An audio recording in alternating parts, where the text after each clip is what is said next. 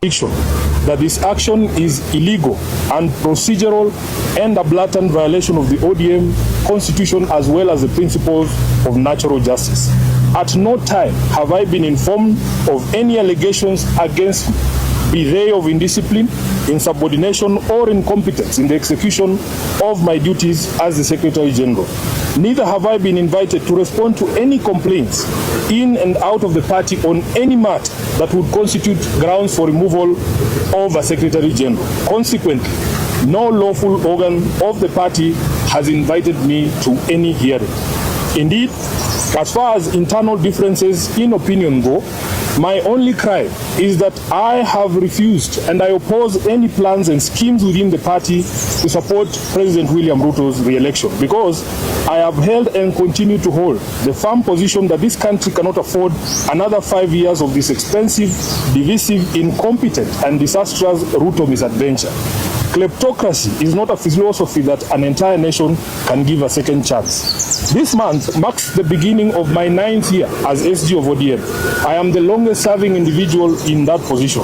To serve that long at the feet of the enigmatic Raila Odinga needed one to summon all reservoirs of wisdom from all possible sources, but most importantly, to remain a true and loyal student of the great icon. Even in the current circumstances, I would never betray the ideals and principles of my late party leader. I have served this party with loyalty, diligence, and unwavering commitment because I had a leader in Raila who nurtured young people and young leaders and knew how to bring competing interests and egos into one functional movement. Together, we have defended the Constitution, strengthened internal party structures, and safeguarded the voice of millions of Kenyans who believe in social justice and accountable leadership. My record speaks for itself, and it always will. It is in public domain that my opposition to the party's dalliance with Ruto started long before the Right Honorable Raila passed on. He understood my reasons and accommodated them. It is also a known fact that regardless of what political deals Raila struck with different regimes, he would never have allowed his beloved party to be turned into a mere appendage of State House, where decisions are rubber-stamped after instructions are received from the regime. It is painful to note that sections of the party continue to desecrate the legacy and memory of Raila by turning this party into a theater of the illegal. Just last week, on 3rd February, a Gazette notice was released purporting to legitimize the recent changes in party leadership, with the rider asking for public input within 7 days, even though the stated date had lapsed by 3 weeks. Essentially, those who now purport to run the party are aware that, for instance, the new party leader was installed unprocedural and unconstitutional.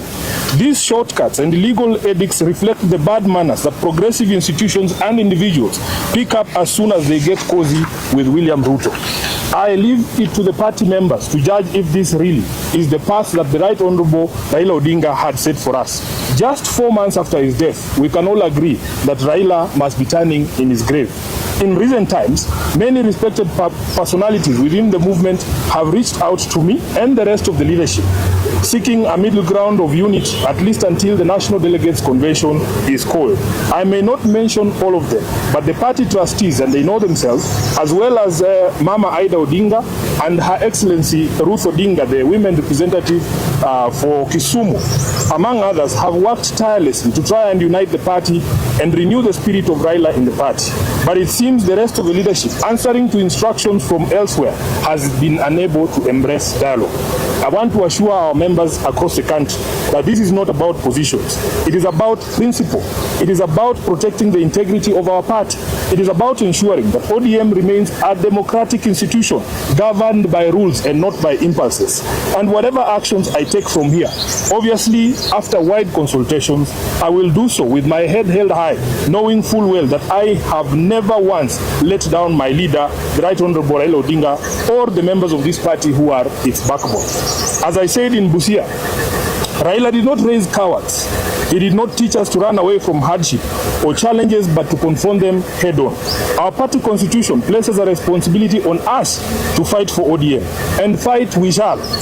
Through all lawful means, we shall fight for this great institution until the very end. We will challenge every illegality in the courts of law and in the court of public opinion. Surrender is not an option for us. I urge our members to remain calm, steadfast, and committed to the ideals that brought us together. ODM is bigger than any individual, and it must remain anchored in justice, transparency, and respect for its own constitution. Even as we confront the spectacle of stagnation against progress and liberal versus conservative clashes in our politics, we shouldn't fall for the allure of easy largesse and cheap promises made to the electorate for the sole purpose of perpetuating the age-old slavery visited on citizens of this nation by a regime lacking in legitimacy. I remain a loyal member and the duly elected Secretary General of the ODM party.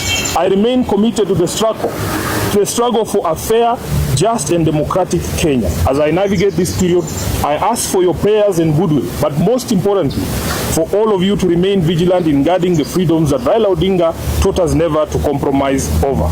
We are the generation that will reach Canaan, as envisaged by the late Raila Amolo Odinga, and nothing will distract us from this endeavor.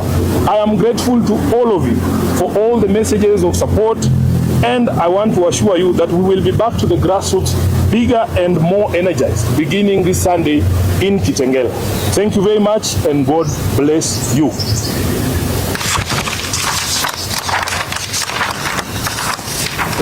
So we will allow the Deputy Party Leader to say a few things.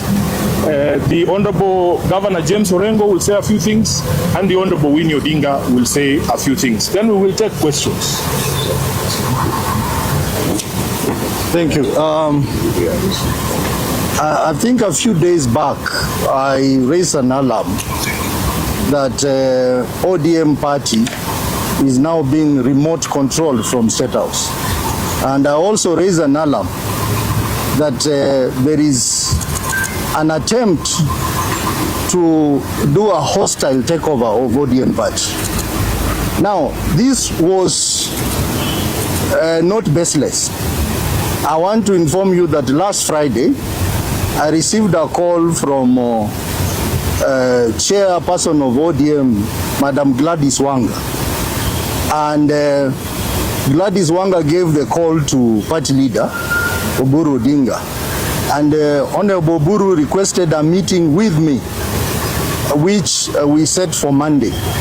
And on that Monday, I requested that meeting I attend with the Secretary General, because it is important that the top leadership of the party discuss. And the Honorable Uhuru came to that meeting with Junet Mohammed. The meeting was held at the Honorable Bosire's house. And also we had our trustee, Amos Wako. And in that meeting, we raised a number of issues. One, which we agreed that the meeting of NEC that had been scheduled for Mombasa be delayed, be postponed until we get consensus in the party. We also agreed a team of trustees led by our elders, Honorable Amos Wako, Honorable Nyang'nyong, Honorable James Orengo, Honorable Bosire, and others, continue with the mediation process in the party. I am surprised that Honorable Uhuru told us that he needed to consult further. That consultation, he did not consult it with other key stakeholders in the party, but they proceeded that night to State House to consult William Ruto. And that's why two of us did not attend the NEC meeting in Mombasa, because we were waiting for feedback from Honorable Uhuru as to whether the NEC meeting in Mombasa is happening or not. I am surprised that they went ahead and made very, very critical decision of removing Honorable Sifuna as the SG. I want to call upon the membership of this party to stand firm and resist the efforts by President William Ruto to hostilely take over this party. We will not allow him. We will not allow him to have his way.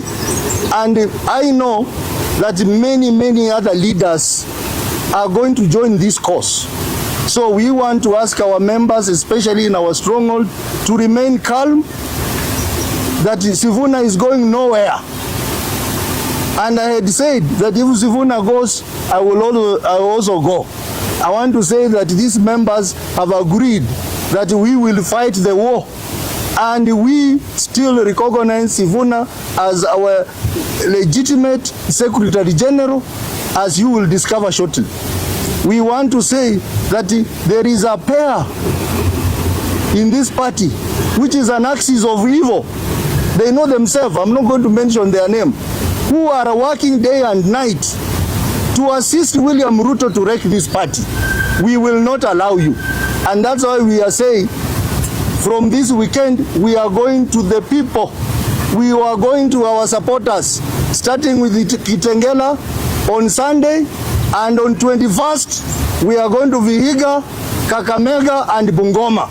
So our people stay firm. We are not about to give up. We will